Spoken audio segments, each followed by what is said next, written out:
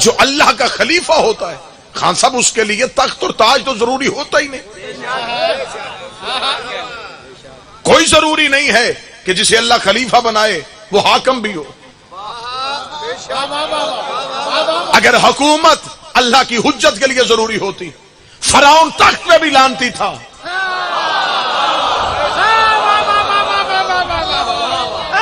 موسیٰ جنگلوں میں بھی اللہ کا نبی تھا. عزیز مصر تخت میں بھی ملعون تھا. یوسف قید خانے میں بھی نبی تھا. اللہ کی حجت کے لیے تخت تاج حکومت کوئی ضروری نہیں ہوتی. حاکم کرتا ہے جسم پہ حکمرانی, حجت کرتی ہے روحوں پہ حکمرانی.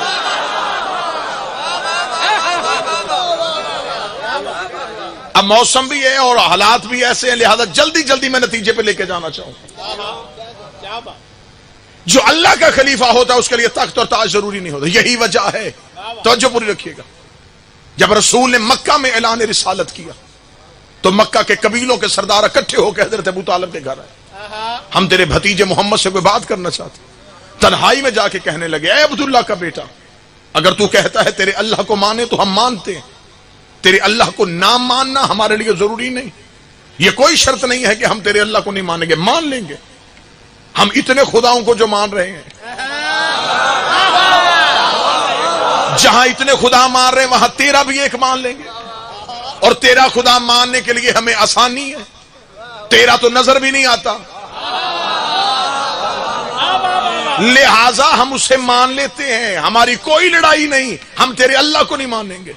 رسول نے فرمایا پھر جھگڑا کس بات پہ ہے؟ انہوں نے کہا ہاں جھگڑا بتاتے, اپنا خدا منوا, ہمارے خداؤں کو جھوٹا نہ کہہ.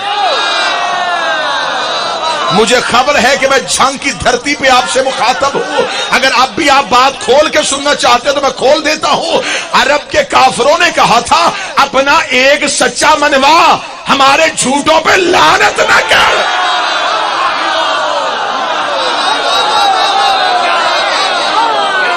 یہ کافروں کا شروع سے پروگرام ہے, کہتے ہیں سچا منوا,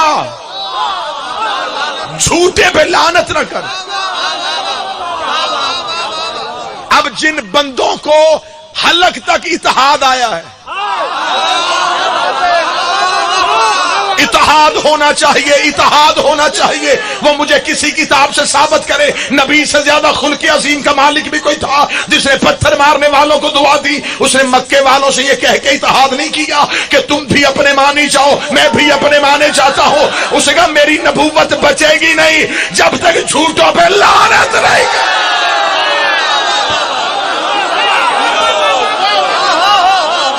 یا تو مجھے بتاؤ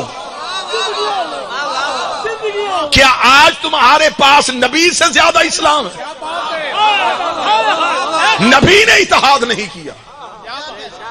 نبی نے کہا اتحاد ایک ہی بات پہ ہوگا, صرف میرے کو مانو.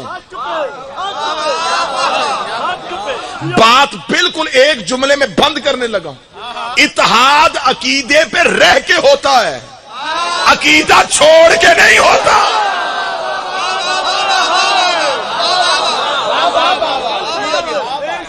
یہ کون سا اتحاد ہے جو آج ہو رہا ہے؟ جو آل محمد کا گستاخ ہو اسے بھی سزا ملنی چاہیے. لہذا تو ہمارے پیروں کے ساتھ کچھ ایسے لوگوں کو بھی بچانے کی کوشش کر رہا ہے. میں منبر سے کہہ رہا ہوں تو آل محمد کی عزت نہیں کرنا چاہتا, نہ کر. تو شیعوں کی وجہ سے علی کو نہیں مانتا.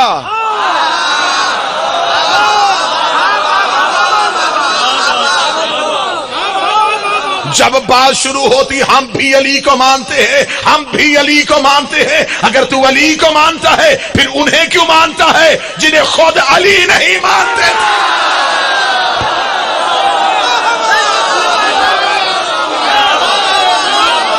علی ولی اللہ ڈٹ جانے کا نام ہے.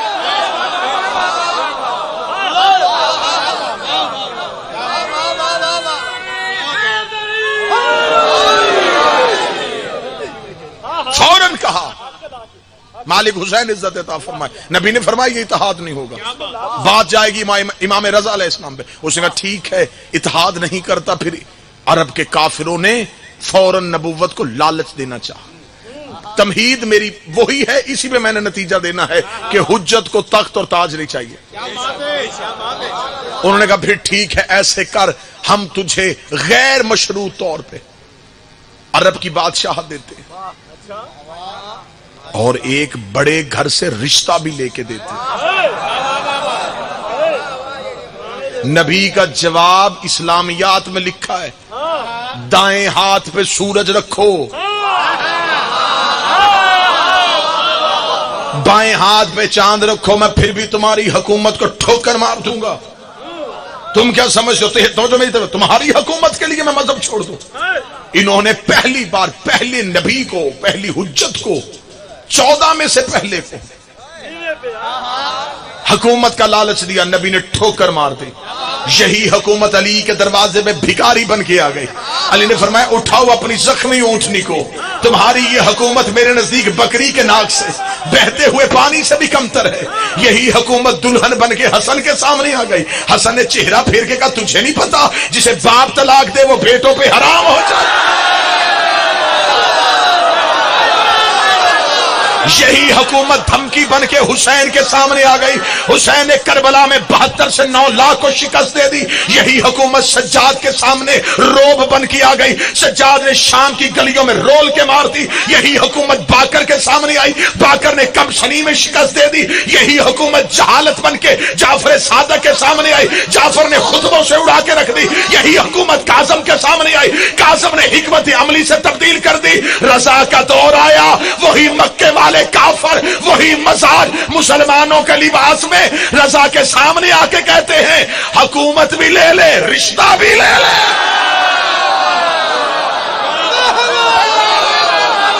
جو لالچ پہلے کو دیا تھا, وقت کے دامن میں وسعت نہیں تھی. میں نے لمحوں میں آپ کو تاریخ کا سفر کروا دیا. میں نے ایک ایک حجت کا دور نہیں پڑھا, ہر حجت نے تخت کو ٹھوکر ماری. فرمایا جب پہلے محمد نے قبول نہیں کی, پہلے محمد کو بھی کہا حکومت لے رشتہ لے. 8واں محمد آیا, لالچ پھر وہی آ گیا. ہم تجھے حکومت بھی دیتے ہیں, ہم تجھے رشتہ بھی دیتے ہیں. 8واں شہنشاہ ولی عہدی دی گئی امام رشید نے. جو لوگ اعتراض کرتے اگر مامون ظالم تھا امام نے ولی عہدی قبول کیوں کی؟ عزیز مصر کے لیے اللہ نے یوسف کو ولی عہد بنایا تھا. یہ ولی عہدی نہیں تھی. اور مامون رشید نے بھی امام کو ولی عہدی امام سے محبت کی وجہ سے نہیں دی تھی, سیاسی مقاصد حاصل کرنے کے لیے. اور امام نے بھی ولی عہدی اس کی حکومت کی وجہ سے قبول نہیں کی. امام نے کہا جہاں مدینے بیٹھ کے یہ مجھے کچھ نہیں کرنے دیتا, میں اس کے دربار میں بیٹھ کے اس کی دھجیاں اڑا دوں.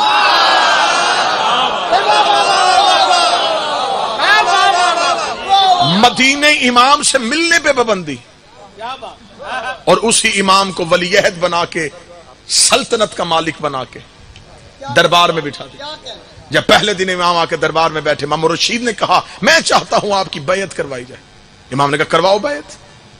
دربار کھچا کھچ بھر گیا. امام تشریف فرمائے, پورا دربار یوں بھرا پڑا. امام اپنی مسند میں بیٹھے ہوئے. امام رشید قریب آ کے کہتا ہے کہ مولا وہ بیعت کرنا چاہتے ہیں. تو امام نے فرمایا کریں. کہنے لگا آپ ہاتھ بڑھائیں گے تو وہ بیعت کریں گے. امام نے مامون کا چہرہ دیکھا, تجھے نہیں پتا حجت کسی کی آگے یوں نہیں کرتی. وہ بیٹھا ہوا ہے جو سننے کے لیے آیا ہے. امام وقت کسی کے آگے یوں نہیں کرتا جو امام رضا سننے کے لیے آئے ہو.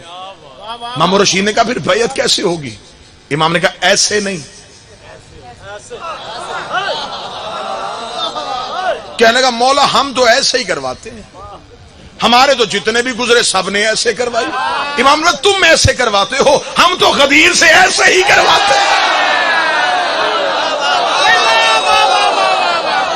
رسول نے غدیر میں علی کا ہاتھ پھیلایا نہیں تھا, بڑھایا تھا. ہاتھ پھیلا کے بیعت نہیں لیتے، ہم ہاتھ اٹھا کے بیعت لیتے۔ مامور رشید فوراً دے کے کہنے لگا ایسے بھی بیعت ہی کرنی ہے، ایسے بھی بیعت ہی کرنی ہے، مقصد بیعت ہے، ہاتھ اٹھانے اور پھیلانے میں فرق کیا ہے؟ امام فوراً بولے، امام نے فرمایا ایسے حکم الہی ہے، ایسے انکار الہی ہے۔ کہنے لگا کس قرآن کی آیت میں لکھا ہے کہ بیعت ایسے کرواتے ہیں؟ امام نے کہا تو نے قرآن نہیں پڑھا؟ ید اللہ فوق بایدیہم، اللہ کا ہاتھ بندوں کے ہاتھ کے اوپر ہوتا۔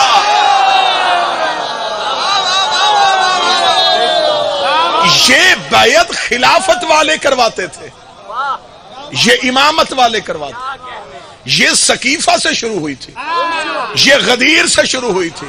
جنگ میں جملہ ضائع ہو گیا، میں دکھ لے کے جاؤں گا۔ اب پتا چلا کہ علم پہ ہاتھ کیوں ہے۔ بادشاہ حسین تمہارے ہاتھوں کو سلامت رکھے۔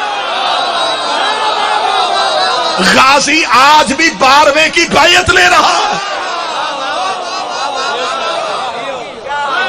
بندے الیکشن میں ووٹ مانگنے کے لیے آتے، ہر دروازے پہ ڈور ٹو ڈور کمپین۔ ایک دروازہ ایسا آتا ہے کہ امیدوار کا نظر اٹھتی ہے، اوپر ایک پرچم لگا ہوتا، امیدوار تھا پی ٹی آئی کا، پرچم ہے مسلم لیگ نون کا۔ مجھے بول کے بتاؤ وہ دروازہ دستک دے گا؟ وہ گزر جائے گا۔ لوگ کہیں گے یہ گھر رہ گیا، وہ کہتا چھوڑو، انہوں نے اعلان کر دیا ہے۔ اللہ جانے میں جھنگ میں بیٹھا ہوں یا کہاں بیٹھا ہوں، انہوں نے اب اعلان کر دیا ہے، نہ یہ روب میں آئیں گے نہ یہ لالچ میں آئیں گے۔ اب انہوں نے چھت پہ پرچم لگا کے اعلان کر دیا ہے ہمارا تعلق کس پارٹی کے ساتھ ہے۔ ہم شیعہ چھتوں پہ علم اس لیے لگاتے ہیں کہ علی کا منکر علم دے کے سمجھ جائے، دروازے کی دستک نہ دینا۔ یہ سقیفے والا گھر نہیں، غدیر والا گھر۔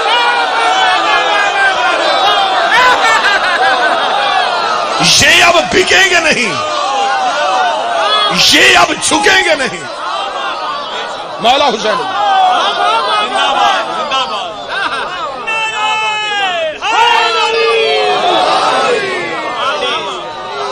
بسم اللہ صاحب،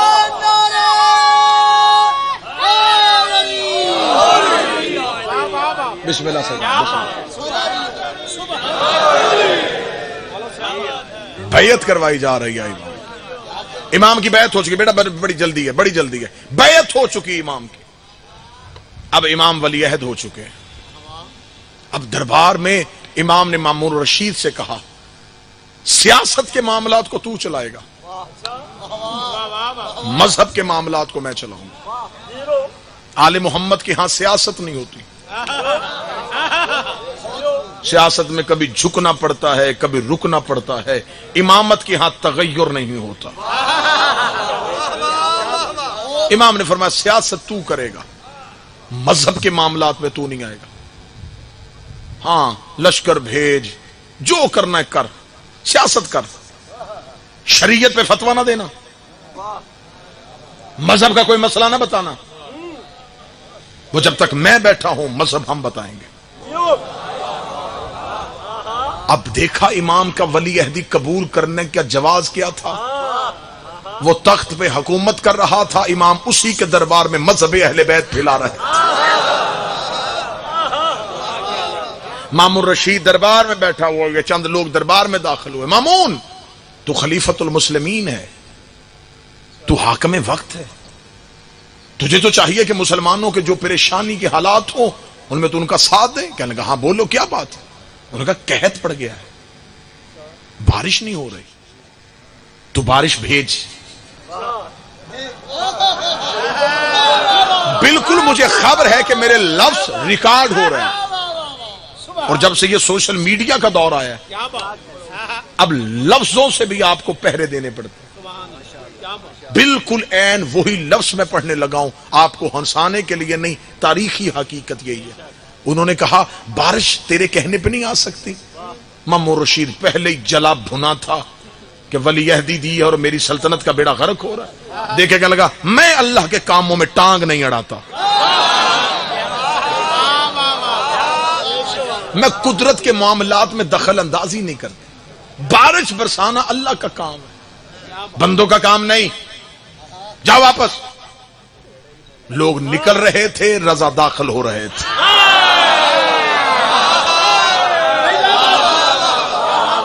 امام رضا نے دروازے سے روکے جاتے ہوئے لوگوں سے کہا کیا پوچھنے آئے تھے؟ کہنے لگے بارش کہنے آئے تھے اور یہ کہتا ہے اللہ کے علاوہ کوئی نہیں کر سکتا. امام نے کہا رکو، واپس آؤ. واپس ہٹایا امام نے. مامون رشید دیکھے کہنے لگا آپ کر سکتے ہیں؟ امام جلال میں ہم جو چاہیں وہ کر سکتے ہیں. جو 8ویں بادشاہ سے مانگنے کے لیے آئے ہو، جن کے ہاتھ کشکول بنے ہیں مشہد والے کے آگے، امام نے فرمایا بارش کیا، ہم جو چاہیں، ہم جو چاہیں وہ کر سکتے ہیں. امام رشید دیکھ کے کہنے لگا تو پھر بھیجیں. امام نے کہا ایسے نہیں، کل میدان سجا. میں دربار میں بارش کہہ کے بھیج دوں، تو کہے رضا کے کہنے پہ ہوئی نہیں. کل میدان سجا، سرکاری منادی سے کہہ اعلان کروائے کل مرد و زن اکٹھے ہوں میدان میں. بارش کی ذمہ داری میری. سرکاری منادی نے ندا کرنی شروع کر دی، میرے مولا آپ نے دربار میں بارش کیوں نہیں برسائی، میدان کیوں سجایا؟ فرمایا ہر علی کو کوئی غدیر چاہیے. کو بیٹھا ہے جو سن رہا ہے، غدیر نبی نے بنائی تھی اس علی کی ولایت کے لیے. میں غدیر سجاؤں گا اپنا ولایت منوانے کے لیے. میدان سجاؤ، مرد و زن کو بلاؤ. اعلان ہو گیا، مرد و زن اکٹھے ہو گئے. اتنی سخت گرمی تھی، حیوانوں کے منہ کھلے ہوئے تھے، پرندے سہمے ہوئے بیٹھے تھے، زمین سوکھ چکی تھی، دانا زمین کے سینے سے نکلنے کے لیے تڑپ رہا تھا. لوگ اکٹھے ہو گئے، امام کا انتظار ہو رہا ہے. جنگ والوں صرف انسان امام کا انتظار نہیں کر رہے، پرندوں بھی شجر بے رضا کا راستہ دیکھ رہے تھے. زمین بھی امام کے قدم چومنے کے لیے ترس رہی تھی.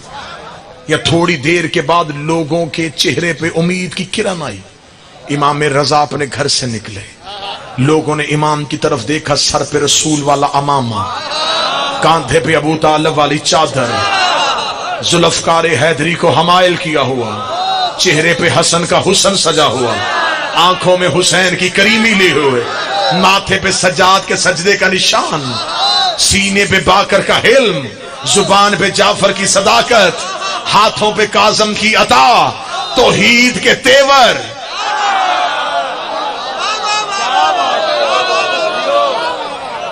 امام کے قدم چلتے ہوئے، امام کے قدم چلتے ہوئے، چلتے چلتے امام لوگوں کے جم غفیر میں پہنچے. لوگ انتظار کر رہے تھے، فرزند رسول آ گئے، علی کا بیٹا آ گیا، بطول کا بیٹا آ گیا، امام وقت آ گئے. امام پہنچے.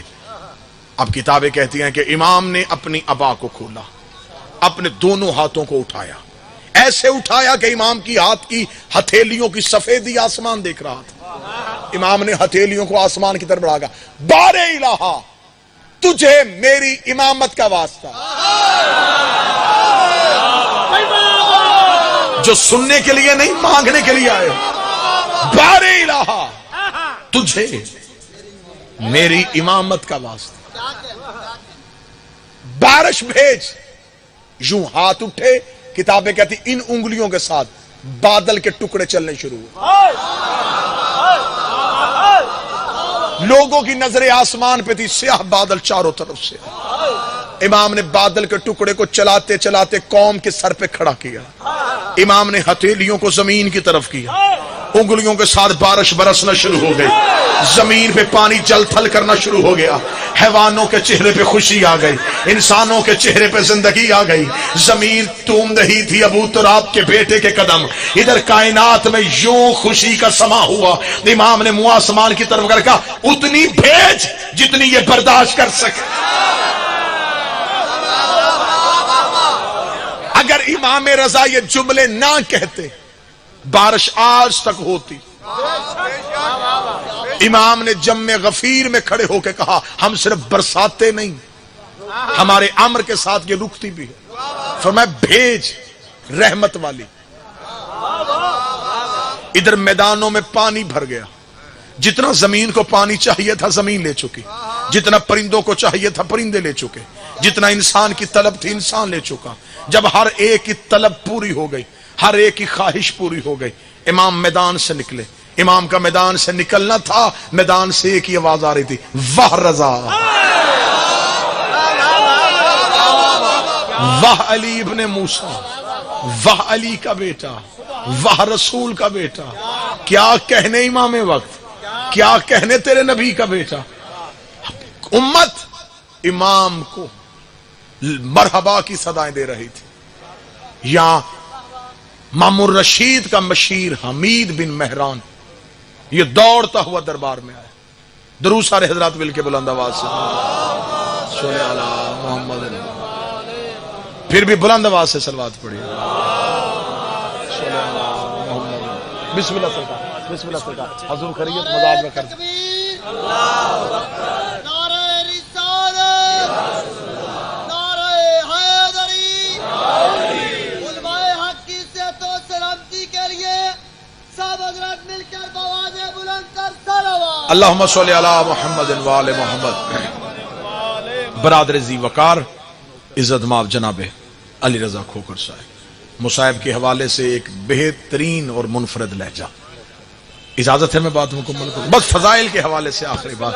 حمید بن مہران نے جا کے کہا، مامون بارش ہو گئی۔ کیسے ہوئی؟ کہنے لگا امام رضا پہنچے۔ کہنے لگا امام رضا نے کیا کہہ کے بارش برسائی؟ اس کا امام نے کہا تھا، بار الہا تجھے میری امامت کا واسطہ۔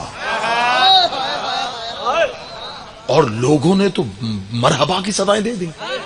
مامون تیری حکومت گئی، تیرا تخت گیا، آج تو امام کا اختیار لوگوں نے آنکھوں سے دیکھ لیا۔ تو کتابوں سے مٹا رہا تھا، تو مولوی خرید رہا تھا، میدان میں امام کا اختیار لے گیا۔ امام نے دکھا دیا کہ ہم کیا کر سکتے ہیں۔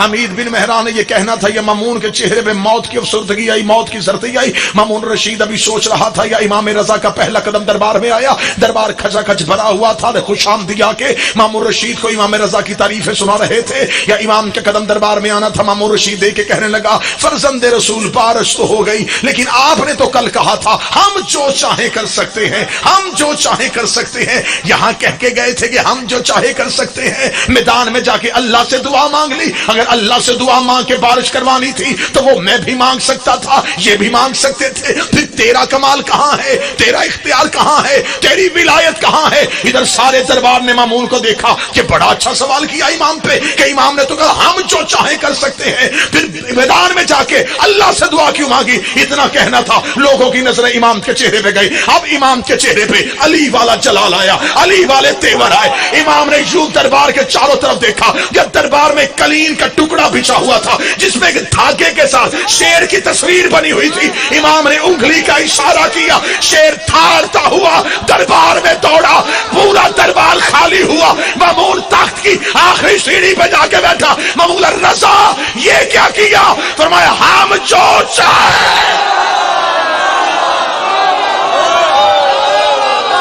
ہم جو چاہیں۔